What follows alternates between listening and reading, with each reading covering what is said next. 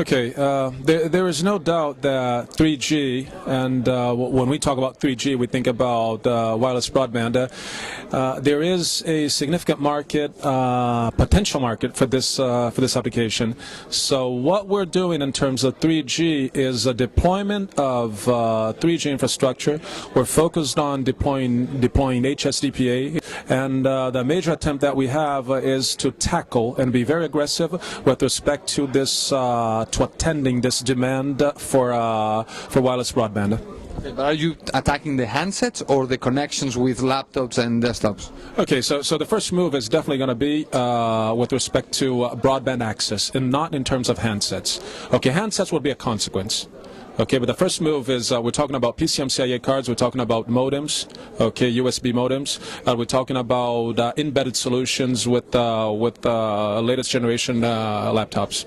Isn't that a risky proposition given the fact that fixed operators just gave access and now they are complaining that the Googles and the Yahoos are making the money? Well, no risk, no fun. Okay, it is a risky market.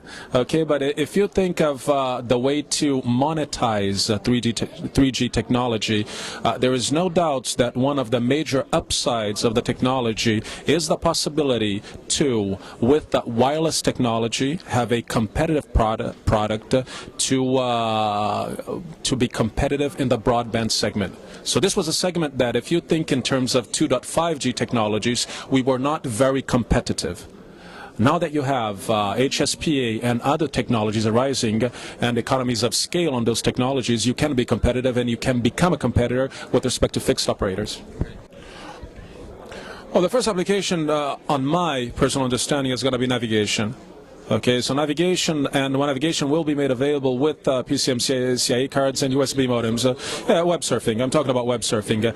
In terms of applications that will be used with handsets, and looking at handsets as portable computers, okay, I do not think, but this is a personal opinion, that applications such as video calls, for what we've seen worldwide, I do not think that that's going to be any kind of killer application in the South American market. So our expectation is that you will, once you have smart handsets, okay, personal handheld computers with broadband access added with the capability of mobility, then you will have higher usage. But I still think that the major driver is going to be web navigation. Well, you know, Rafael, at the end of the day, it is a risky proposition, but I still put it under this perspective. If you come from a mobile perspective, okay, in the past, you were not a player in this game. Because basically the only way to download the music would be using a broadband connection provided by DSL or cable at home. Okay? Now, with the technology, you become a player. Whether the business model will evolve in terms of operators, fixed or mobile, being the pipes, okay, providing the transport, and having applications provided by third parties, well, that's another discussion. Obviously, once you start playing your role in this new game, and that role, there is no doubt that they will start as a role of providing the connectivity, okay, but it's a first step. Okay, so I will provide the connectivity.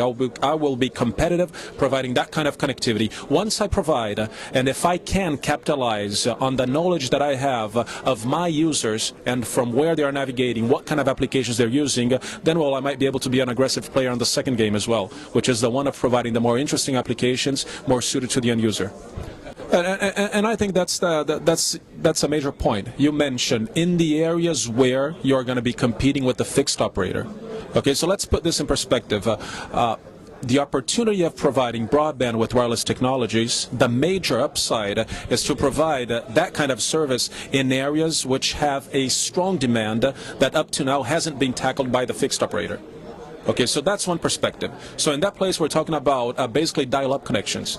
So if we come up with 3G technology, okay, providing broadband, wideband, 500 kilobits per second connections, we will be competitive in that place. Whether or not we will put caps in terms of download of data, etc., well, that's that's another decision.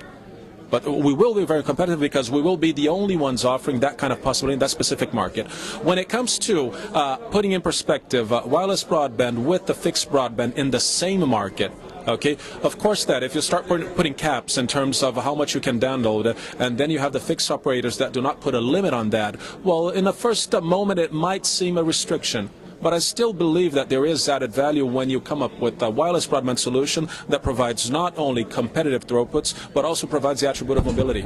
And that's something that the fixed operators won't be able to provide. Unless they offer WiMAX. All right. Well, but then, okay, if we put this in a broader perspective, and your question is good, if we put it in a broader perspective, I would say that the market is changing very, very rapidly, okay? So I would say that, well, the definition, the classic definition of a fixed and a mobile operator, okay, my belief is that, well, it starts to lose sense. You talk about fixed and mobile, okay? What you're talking about is access. Okay, and the access from the user perspective, you as an operator have to be access agnostic. Okay, so you have to provide the connectivity to the end user. In some places, that connectivity will be provided by a fixed medium. Okay, in other places, you will capitalize on the advantages of providing that with wireless technology. Okay, so that is the operator which is bound to survive and be competitive in the near future. Okay, so that tendency of fixed against mobile, I can't picture that anymore. I already start thinking about, okay, offering services, and services in terms of convenience. Whether that convenience will come from a fixed medium or a wireless medium, well, that depends on the specific application. No, we're going to skip HSDPA Plus and going straight like NTT. No, that's not the answer. What we will do, okay, and this is the classic path for a cellular operator, okay, or better saying, for an operator that has cellular infrastructure. Okay, so the evolution of the cellular infrastructure goes from classically, you went from analog, you digitalized the plant, you went for classically for GSM, 2G, 2.5G. You will go for 3G, HSPA. You will capitalize and try to monetize as much as you can on the investment that you made on 3G. And in the future, when there is maturity in terms of LTE, you will also move to LTE. Okay, that is from the perspective of the operator. One thing that plays a capital a role on this game is the handset. Okay, so there is only the only thing that justifies deploying a new technology is the certainty that there will be devices at reasonable, affordable prices, okay, to monetize that technology. So for the time being, what we see is that HSPA already has that momentum. It is not the momentum for LTE, but when that momentum comes, we will be offering the technology.